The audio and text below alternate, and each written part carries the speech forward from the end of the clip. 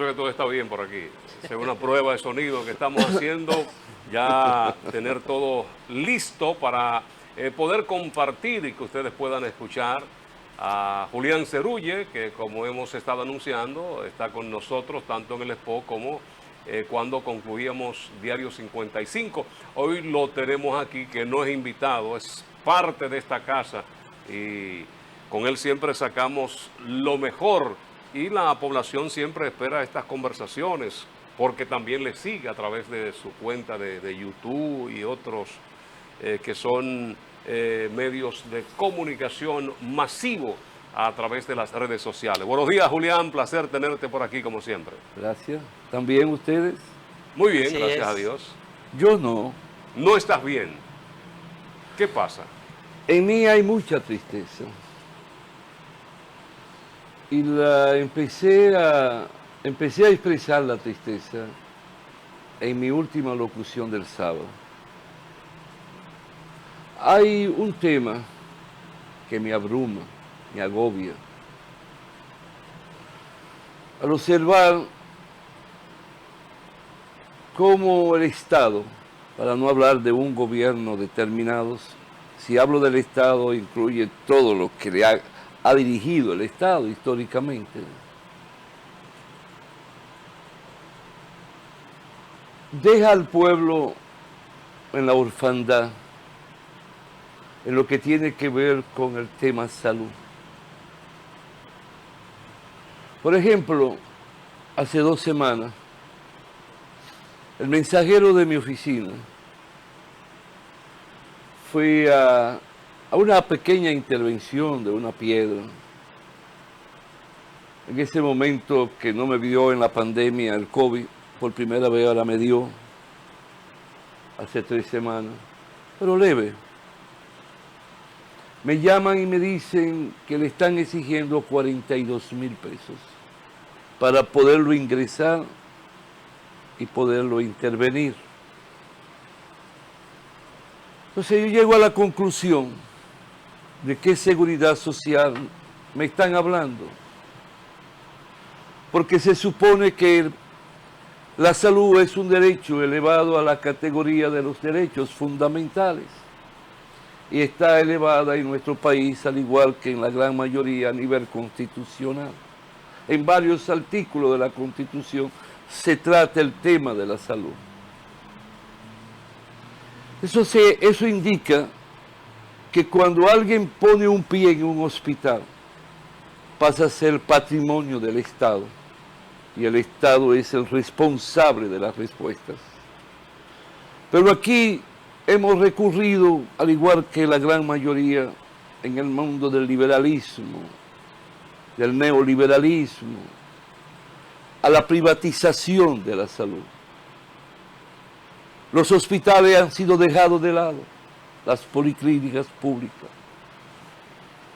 Entonces yo me autopregunto, ¿por qué nosotros, por ejemplo, no empezar a desarrollar a profundidad el sistema hospitalario del Estado y lograr que en vez de que tengan respuesta en clínicas privadas que están negociando, comercializando de forma inhumana, médicos cobrando y clínicas cobrando por encima de lo que puede registrar el seguro social, la seguridad social, buscando dispositivos y elementos extra que para un pobre ni a nadie de la clase media se le hace suficiente.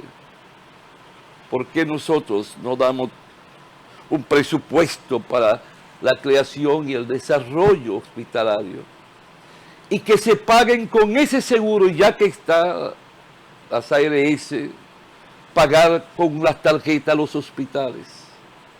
Pero lo que es necesario pagar, donde el pobre, el trabajador, no tenga nada que poner, porque está cubierto. Y donde con eso que ingresa puedan haber grandes y buenos, una política de buenos contratos con los médicos, las enfermeras, las bioanalistas, todo el sector público, como se hace en Inglaterra y en el Canadá, para poner países capitalistas. Entonces siento cómo se abusa, cómo se vive en la incertidumbre. No obstante, un trabajador, un pobre, está pagando un porcentaje mensual. Y no obstante, el empresario, viendo aumentar su costo de producción, porque tiene que pagar, cubrir el doble de lo que paga un trabajador. Y eso también genera inestabilidad, quita el sosiego en una empresa, porque hay un malestar entre los trabajadores. Pero esa tristeza se siente también aunada. Aquí estamos en un proceso electoral, ¿verdad? Ya falta menos de un año. Pero ustedes no escuchan un discurso sobre los pobres, ni hacia los campesinos, ni hacia los trabajadores. Ustedes no escuchan un discurso de un solo aspirante sobre el medio ambiente, sobre la estabilidad y la seguridad jurídica. Es como si viviéramos un mundo de una orfandad de las ideas. Si viviéramos un mundo donde lo que importa es cómo me dan un voto y no cómo yo puedo educar y concientizar un pueblo. Cómo yo puedo alimentar sueños que se conviertan en realidad para las grandes mayorías de una nación. Entonces, después que duré 37 años en política, 53 que voy a cumplir de ejercicio y 77 que voy a cumplir muy pronto del andar de mi vida, y encontrarme en este momento con todo ese ciclo de mi vida en que mi pueblo vive, en que nadie piensa en él, que nadie le aporta, que nadie le hace saber por qué nació y para qué nació, por qué debe vivir y por qué debe de luchar y por qué debe de amar la vida. Entonces me autopregunto, ¿qué razón tuvo de ser mi propia existencia? El haber nacido en una sociedad y en un conglomerado así. No sé si me doy a entender. Genera una crisis existencial. Claro. Yo vuelvo a mencionar a alguien que la última vez le mencioné mucho. Yo escuché el sábado el discurso de la celebración de los 5 años del triunfo de Manuel López Obrador en México. Cómo le hablaba a una multitud de 300,000 personas en una plaza. Ponle 250, 200. Y solo tenía 2 palabras que envolvían, iban, venían. ¿Cómo hemos logrado que el pueblo mexicano hoy tenga conciencia? Conciencia que me asegura que no volverá el pasado corrupto. Sigue y dice, primero los pobres, primero los que sufren y padecen en México, para ello todo. Ellos son mi élite. Pero México crece, le está enseñando a amar a su pueblo, le está enseñando que ellos pueden continuar sin él. Profesor, ¿y esa continua desbandada, salida de mexicanos hacia el país del norte, después de 4 o 5 años de López Obrador, no contrasta con este progreso? Porque realmente suele darse un fenómeno a la inversa, cuando el país, la gente no quiere irse de su país cuando está creciendo. Fíjate cómo incide la prensa, esa prensa perversa, esa esa prensa amarillista, esa prensa que pertenece a una élite. Pero es a lo contrario. Todos los días están entrando a México americanos y canadienses a vivir. Todos los días entraban, cuando la crisis del combustible, vehículos de familia americana pasando la frontera a comprar combustible en México. ¿No se está comunicando eso, profesor? No, Y gobernar es comunicar. pero él lo comunica, la suerte que él habla todos los días a través de la mañanera.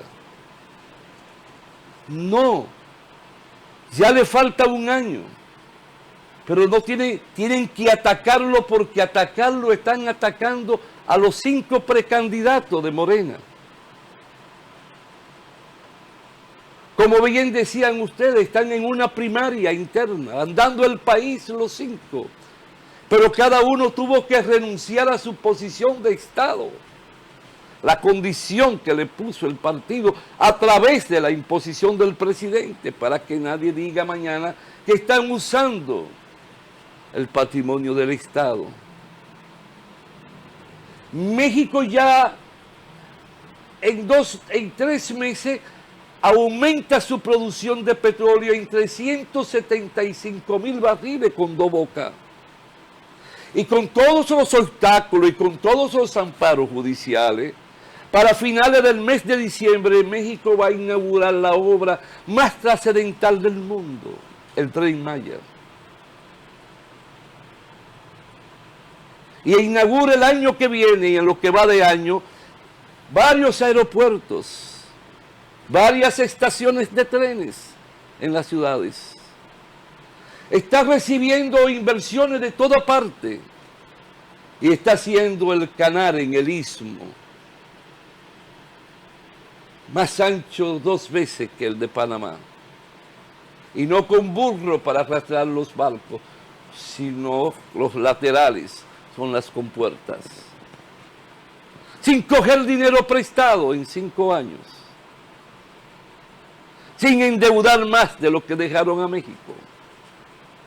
Y un presidente que todos los días habla con su pueblo, se enfrenta a los periodistas. Y un presidente con una oposición que desde el mismo día que tomó el poder, en su discurso, la oposición le gritaba que bajara el combustible, el precio.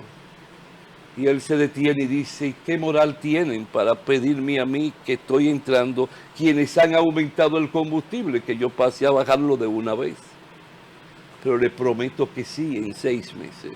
Y así ocurrió. Lo esencial que habla, le da conciencia, va a su pueblo. Lo para 50 bandidos pagados.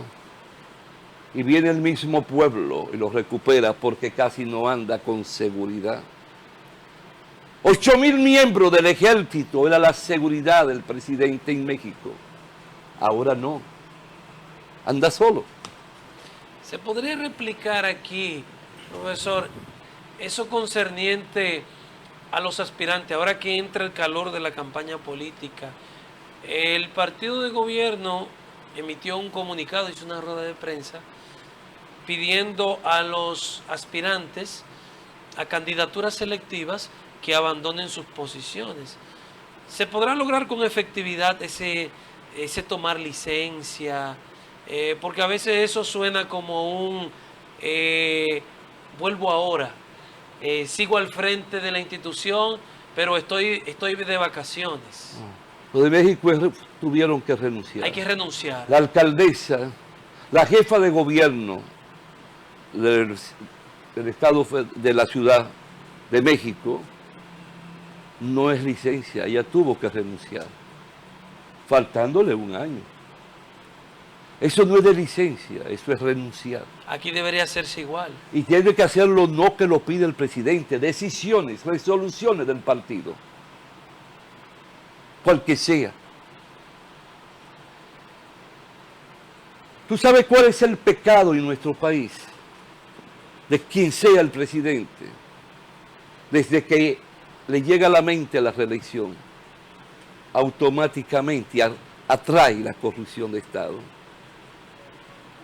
Porque por estar bien ante los ojos de la dirección, cierra los ojos automáticamente para no chocar con nadie.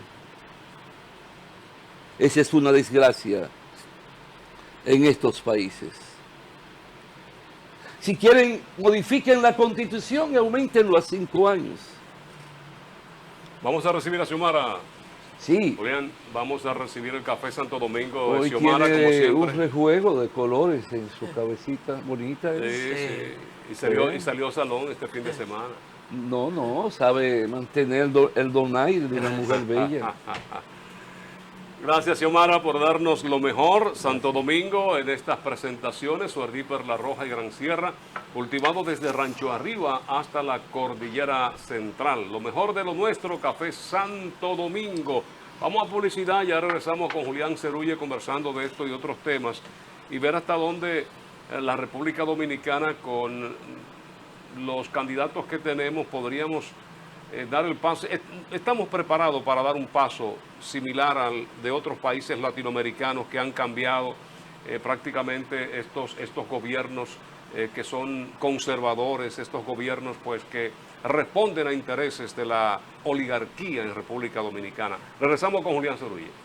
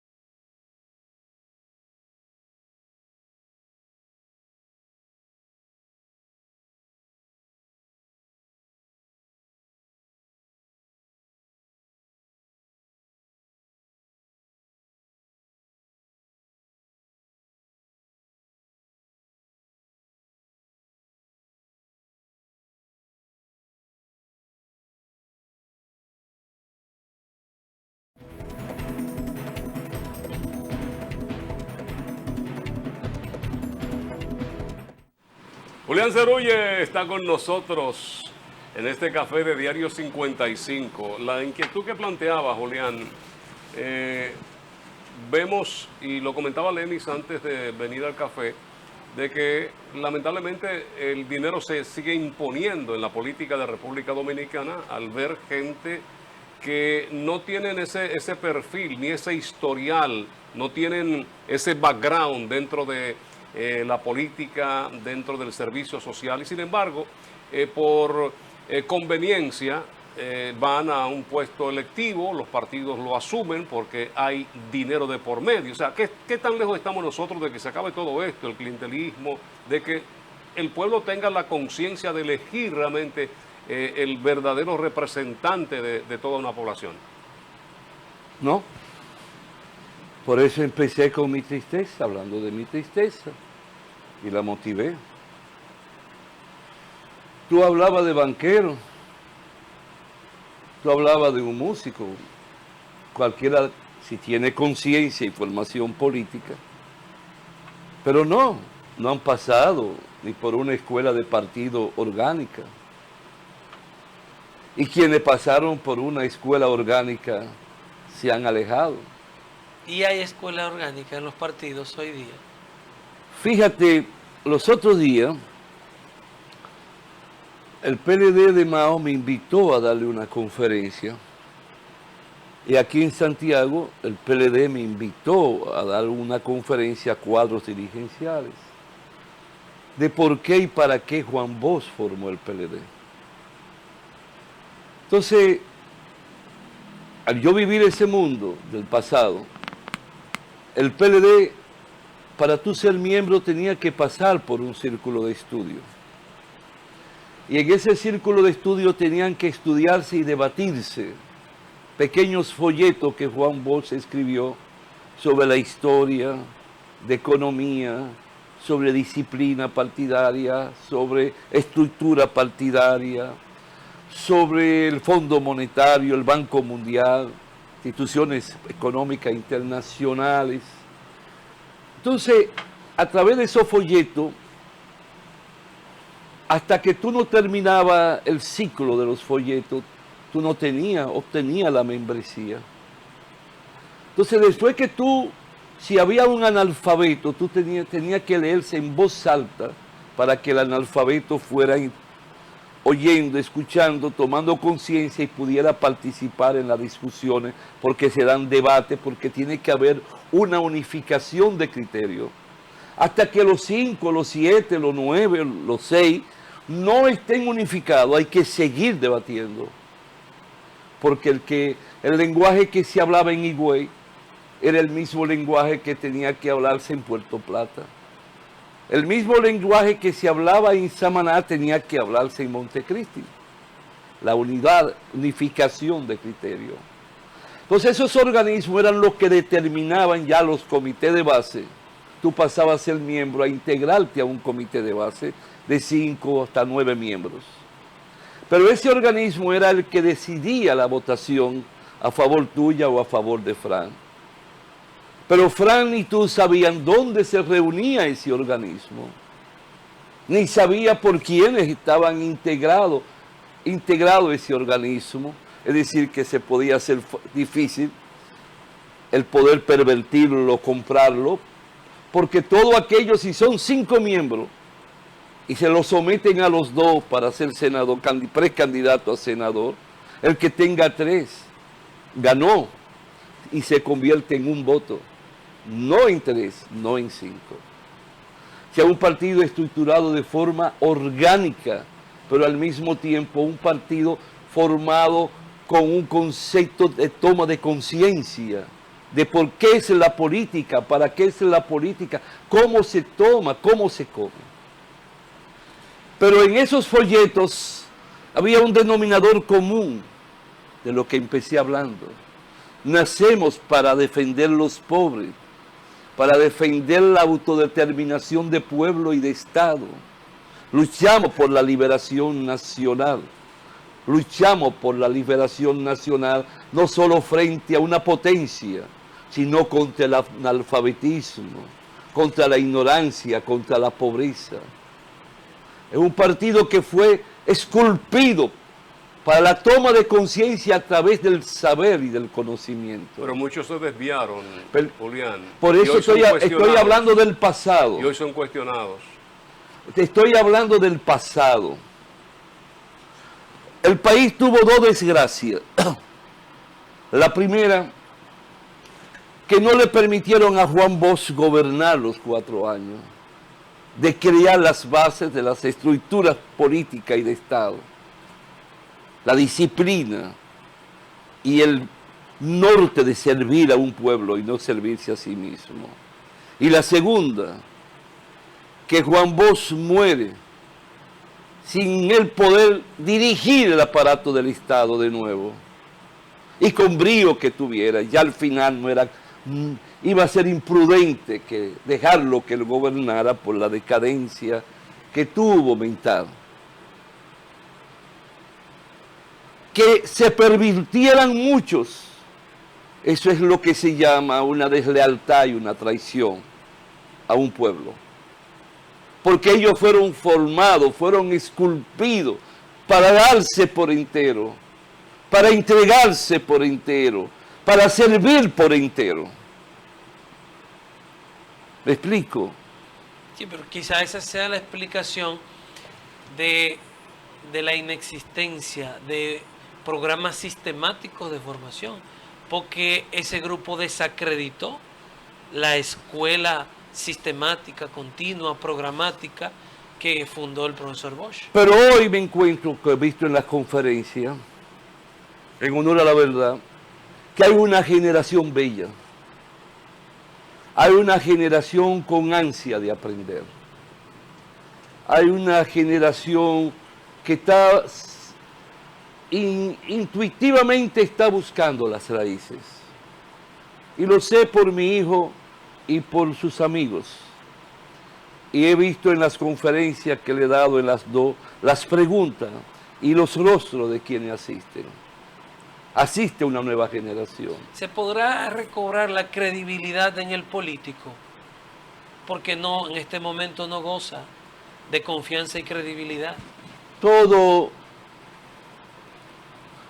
depende de que podamos saber elegir, de que podamos ver quién se ha formado en las luchas. Pero no creo que ahora mismo aparezca un candidato que se haya fraguado y formado en las luchas sociales. No creo que haya ahora mismo un candidato que haya sentido saber lo que fue la letrina, saber lo que fue la humeadora y saber todavía que hay campesinos que no tienen un pedazo de tierra. Y saber que todavía el salario que perciben trabajadores, miles y millones, no es lo suficiente para responder a sus exigencias. No creo que haya un candidato que tenga un concepto claro de lo que significa un ciudadano que no sepa leer y escribir. Y si sabe leer y escribir, detenerse a comprender que no tiene todavía el background para poder razonar lo que lee y sacar conclusiones. Yo creo que es el sentir de la mayoría del pueblo dominicano y eso genera un pesimismo, una falta de confianza en el político. Es más, yo le voy a decir aquí, el nivel de confianza que nos genera este espacio, nosotros tres. Para mí, usted es evidencia de esa falta de credibilidad en el sistema político. ¿Por qué un hombre con las calidades suyas se aparta de esta manera del sistema político? Yo no me he apartado porque hablo con el pueblo. Bueno, y ahora volví, pero llegara yo militar... Aspiraciones. Aspiraciones o apoyo. No, porque todavía tengo que trabajar para pagar deudas. Pero no hay un apoyo de Julián Cerrulle a ningún sector político, a ningún candidato político. Quiere decir que no percibe esperanza en los candidatos que están en el panorama. Mira, Lenny, te voy a poner un ejemplo. Cada vez que paso por el centro de la circunvalación, frente al centro español, que pasa, y que para coger La Vega o para yo coger la ruta a mi casa, que vivo camino a Licey, además tengo que coger y llegar allá y doblar un chin a la izquierda. Ahí hay un sitio llegando casi a la entrada para ir para La Vega, a la pista. Ahí había un hoyo, había una casa y había una rancheta. Y un domingo llegamos don Juan y yo a una reunión que él tenía buscando. Dan las 3, dan las 4, 5 gente. y yo estoy observando. Y don Juan, cuando hay 5, empieza a hablar, empieza a educar. No le está diciendo yo quiero que tú me sigas. Le está hablando de política, le está hablando de la sociedad. Cuando nos vamos, yo, don Juan, pero usted empezó con 5. Es que ustedes los jóvenes no van a alcanzar a comprender todo lo que es el luchar políticamente, Julián. La misa a las 5 de la tarde o a las 6 de la mañana. El cura, ¿a qué hora llega? A las 5 y a las 6. Pero hay 2 gente en la iglesia. ¿Empieza o no empieza el cura a dar la misa? Empieza. El asunto es empezar a transmitir el evangelio, vamos a decir, y esos 5, por lo menos uno, va a pregonar lo que yo acabo de enseñarle. Eso no existe. Después fuimos a San José de las Matas, donde había una heladería con paragüita. Cada vez que yo me acuerdo ir allá y solo 13 gente, y a 13 gente le habló con amor. Eso es la política, enseñar, educar, concientizar a un pueblo, pero sin esperar qué te van a pagar, sin esperar qué te van a dar, qué tú vas a conseguir, sino lo que tú puedes dar para formar, para entregarte. Si te vuelvo a López Obrador, el pueblo pidiéndole, el pueblo pobre que se reelija, dice, no, yo soy demócrata, yo soy maderista. La Constitución me dice 6 años, no más. A los 6 años me voy a mi villa, que me regalaron mis viejos, y mis hermanos renunciaron a la casa para que yo me quede con ella. Me retiro, me autojubilo, me dedico a leer y a escribir, y no quiero ver a nadie que me hable de política. Ya cumplí. ¿Te siente eso? Que ya cumplió su ciclo. Yo, Sí. lo que quisiera es caerle a galleta a todo estos desgraciados. Concluyó como activo de la política. No lo soporto. No hablan con su pueblo. No comparten, no conversan, no lo escuchan. Ninguno. Y eso me duele. Y no puedo darle calor ni amor a algo que no me demuestre a mí que ama el pobre, que ama el trabajador, que ama el campesino, que respeta al empresario, al inversionista noble y honesto y leal, que hay mucho en nuestro país. ¿Cómo me pueden hablar a mí que banqueros van al Congreso? ¿Cómo me pueden hablar a mí que narcotraficantes van al Congreso? Son inhumanos, son traidores a la política como ciencia, como arte. Son traidores a los principios de tu Jesús de Nazaret, que habló de lealtad, de dignidad y de amor al otro, al prójimo, a la entrega total. Y esos desgraciados van a la iglesia a darse 3 golpes en el pecho y en la noche a violar la sirvienta. Solo hay que volver a leer el libro La Madre de Máximo Gorki. Estamos en un mundo de hipocresía aquí. Nadie estructura, nadie habla de salud, nadie habla de educación.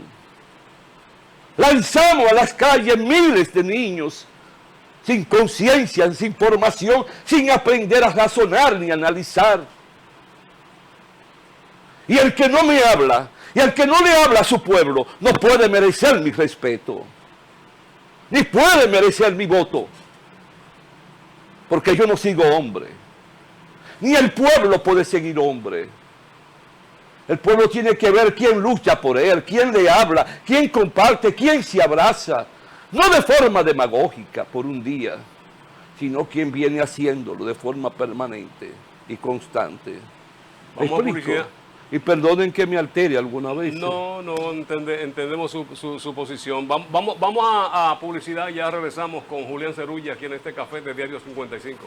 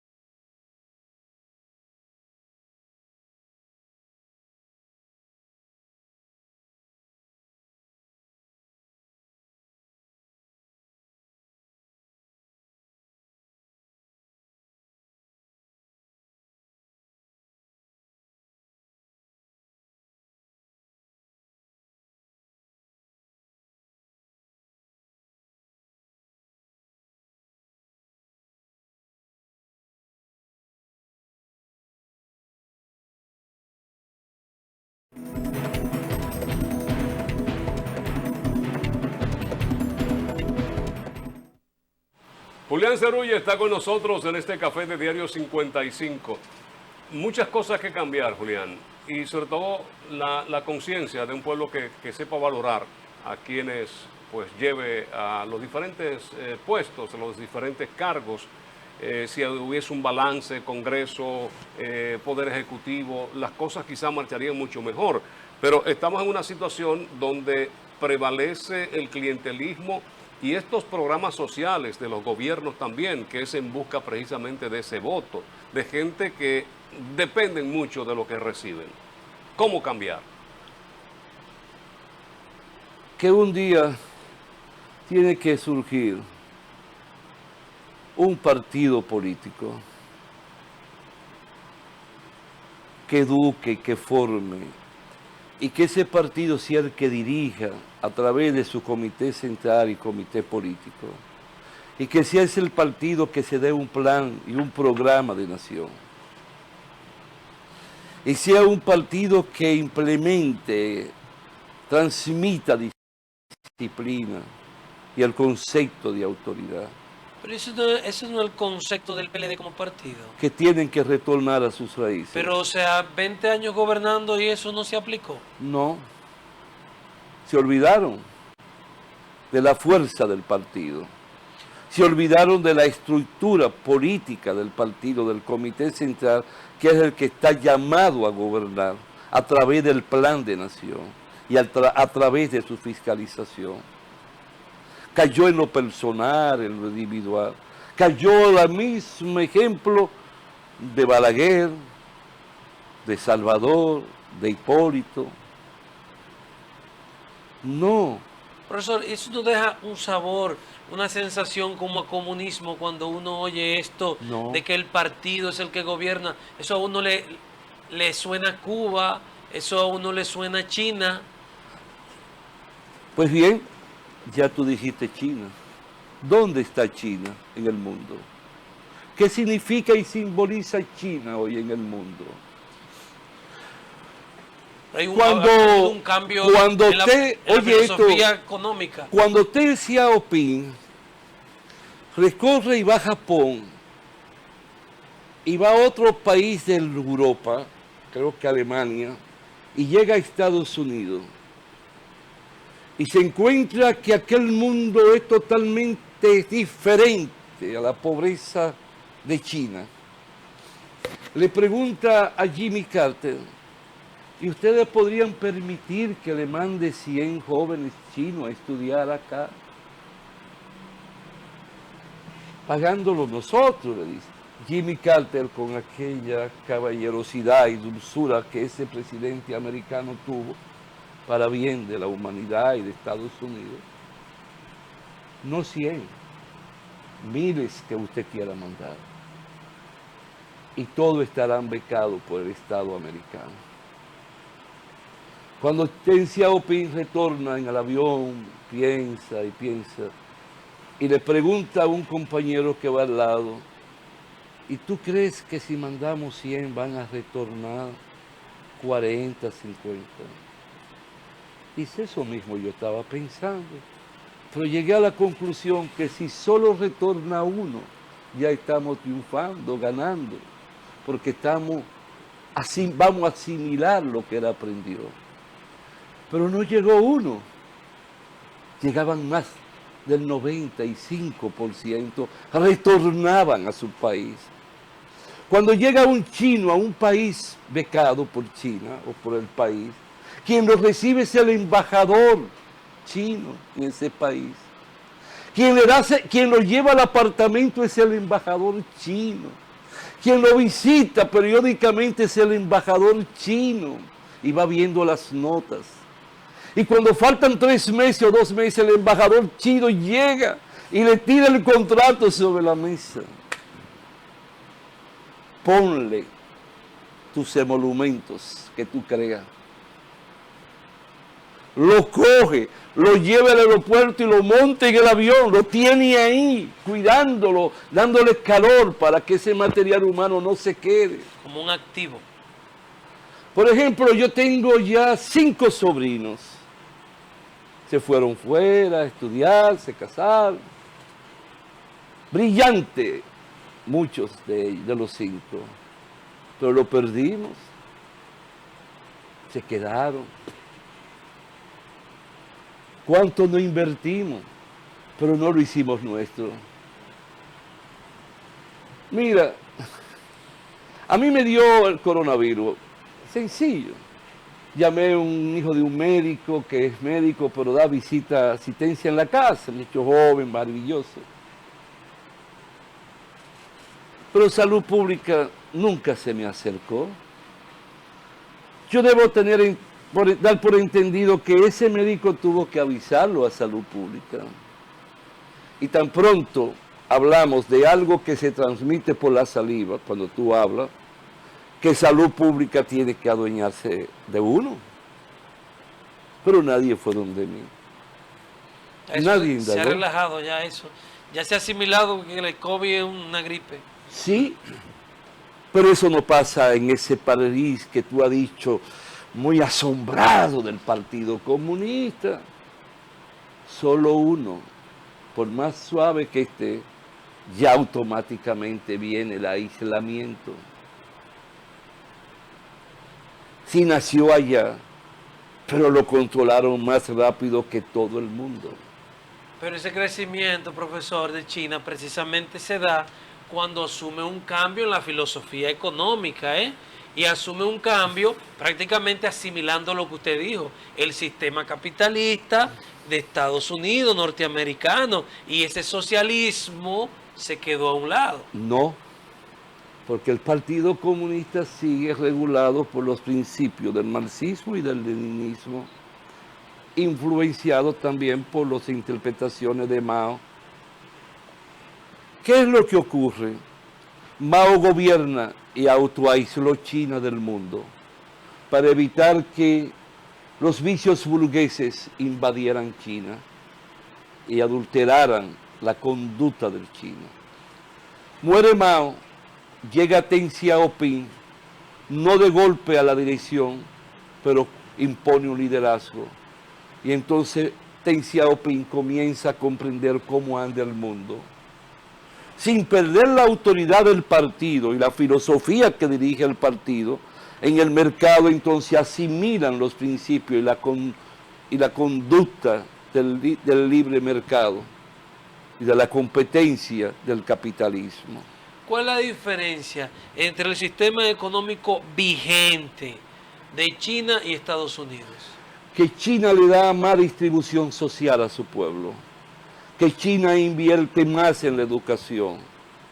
Por ejemplo, un niño a los 4 o 5 años te llega a la escuela infantil, a la estancia infantil, protegida con buenos profesores, con un buen sistema.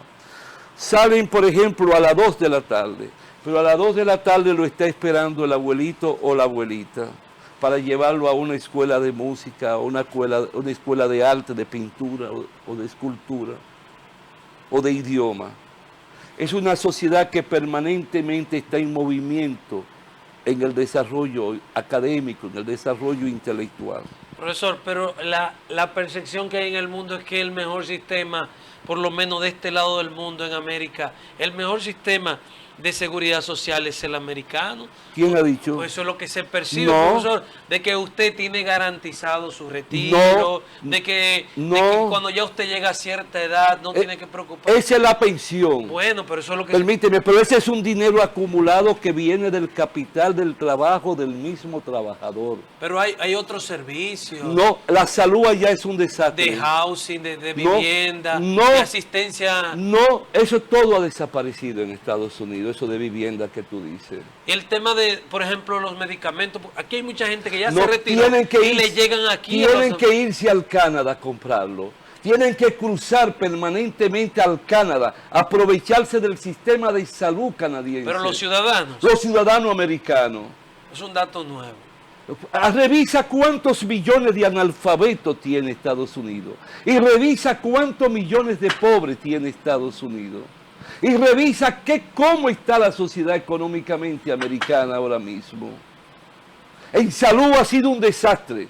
La privatización les robó todo el sistema hospitalario. Y ese fue el gran crimen de los países de Europa Occidental. Y ese fue el crimen de Alemania, el crimen de Inglaterra, el crimen de Italia. Se lo entregaron al sector privado, la privatización total. Pasa igual que nosotros, tenemos un sistema de seguridad social, pero es altamente privatizado, porque nos viene de la enseñanza de Pinochet, de lo que Pinochet implementó en Chile el 1 de enero de 1980, cuando surge ese decreto ley para esa fecha. Tú tienes, por ejemplo, tu plan de pensiones ahora mismo. De aquí a que tú tengas 25 años más o 20 años más, tú vas a recibir en base a lo que tú has acumulado. Y tú vas a recibir, tú tienes 2 vías. Una que tú negocias con una compañía de seguro, que tú y la compañía determinan qué monto te van a pagar mensual, hasta tanto tú tengas vida. Si al año llegaste a desaparecer, la casa gana y se ríe, la compañía de seguro se queda con todo. Si duraste hasta los 110 años, la compañía de seguro te pasa. Pero ¿cuánto va a significar eso que tú estás recibiendo? Si la inflación, no hay una política contra la inflación, que detenga la inflación, que detenga el alza de los productos de primera necesidad, que no hay una política de producción y de distribución y de precio. Se podría establecer aquí un sistema de indexación, como se ve en otros países, en el que yo no recibo lo que yo ahorré, sino un equivalente. La ley lo ¿verdad? da a entender, pero aquí nunca se aplica. No se hace. No se aplica. Yo le hice una pregunta en Chile, en los 80. Estaba Lupo Hernández Rueda, que nos invitaron a almorzar con la federación de administradora de las AFP. Y si llegara una inflación como la de México en el 80, que un lápiz llegó a costar 2,000 pesos, y si hubiera aquí otro golpe de Estado como el de Salvador Allende, donde todo se disparó, entonces, ¿de qué le sirve la pensión, el monto de la pensión que va a recibir el trabajador? Y por más que tú quieras buscar la indexación, no van a poder darle un equivalente al poder adquisitivo del momento. Porque se supone que esa indexación la respalda la población económicamente activa del momento actual. Y eso se hace de manera, ¿verdad?, circular. Y luego cuando esa pase a recibir su pensión, la que viene detrás lo soporta. No, ya no. Pero parece que es un modelo que funciona en ciertas sociedades. No, pero ha quebrado, quebró mucho. Quebró en Chile, quebró en Argentina, quebró en Bolivia, quebró en Colombia. ¿Por qué? Porque ellos comenzaron a hacer inversiones en particular en el mundo energético. Y vino un declive, vino un shock. Entonces esas AFP empezaron a quebrar. Ahora, ¿qué te asegura a ti que una AFP de hoy pueda mantener vida en el mercado de aquí a 20 años? Un ejemplo. ¿Debería tener el Estado el control de todo eso? Totalmente, el Estado es el responsable. Que desaparezcan las AFP y tenemos una entidad del Estado que se encarga de eso. Yo no te voy a decir que el Estado tenga. Yo viví el Seguro Social, que era la cúpula de la corrupción de Estado, por 6 meses, y me di cuenta que sí, que se podía lograr. Me di cuenta de lo mucho que se pudo hacer en 6 meses, contraviniendo el presidente de la República en ese entonces. No le gustaba. Consideraba que era, ¿cuál es la expresión? Que uno era muy conflictivo porque uno exigía que pagaran todo el mundo por igual. Porque yo llegué a la conclusión que ese dinero no era mío. Ese dinero no era solo de los trabajadores, era también de los empresarios. Y los empresarios que aportaban están cumpliendo con la ley. Pero yo no podía permitir que un desgraciado no me cumpliera con la ley, porque yo pasaba entonces a alimentar la competencia desleal entre los mismos empresarios. Bueno, el tiempo se nos fue. Gracias. Y en la medida en que yo le daba respuesta a los trabajadores, le daba paz socioeconómica a los empresarios. Gracias, Julián, por acompañarnos. Y como referencia lo de China, hay que considerar y tomar en cuenta también otros países asiáticos, los cuales... No, permíteme, para terminar, que Sí. ocurre que China tiene 1.300 millones de habitantes. Es un país donde sale el sol y la luna al mismo tiempo. Tiene más de 1.000 etnias. ¿Cómo tú puedes gobernar allí, que una supuesta democracia como la americana o la nuestra? Porque de aquí, ¿cuántos partidos políticos hay? Entonces, donde hay 1.400 millones de habitantes, van a haber miles de partidos. Lo que va a haber es un caos, una anarquía. ¿Por qué en Rusia aman a Putin? Entonces, ¿qué no lo aman? Yo le decía a las guías turísticas, lo que ocurre es que ustedes ven a Putin como un zar, porque ustedes son zaristas en el fondo. Es lo que quiere decir Fran. Son países que necesitan y les gustan ser gobernados con mano fuerte, pero de forma organizada y de forma sabia siendo dirigidos. Ha sido el desarrollo, Y yo no creo en esta democracia. el desarrollo No que han creo. tenido. Se hablaba Esto de lo los- que es una de vagabundería, de esto los lo que 7 es un tigres desorden. asiáticos, de los dragones Claro. asiáticos, Singapur como uno de los referentes en cuanto a educación se refiere. Claro. Gracias, Julián. Gracias por acompañarnos en esta mañana del 55. Así iniciamos la semana con Julián Cerulle, con una agradable y buena conversación. A ustedes gracias por acompañarnos en nombre de Lenis Tejada Betancourt, Adalberto de León en la producción general, Fran Rodríguez y el equipo que conforman las mañanas del 55. Agradecemos su sintonía. Mañana después de las 7 nos juntamos aquí en Diario 55 y El Café. Recuerden esta noche el compromiso a partir de las 7, elecciones 2024.